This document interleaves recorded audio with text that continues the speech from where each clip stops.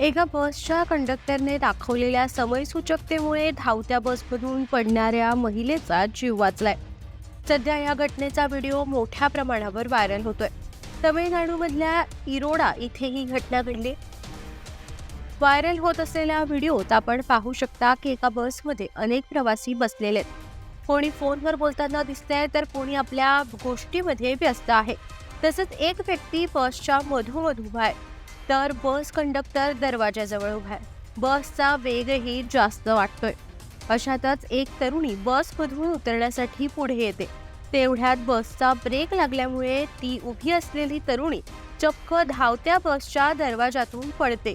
मात्र कंडक्टरने तिच्या केसांना पकडून बसमध्ये तिला ओढतो व तिला पडताना वाचवतो. जर कंडक्टरने वेळीच समयसूचकता दाखवली नसती तर कदाचित ही तरुणी बस खाली आली असती व तिचा जीवही गेला असता.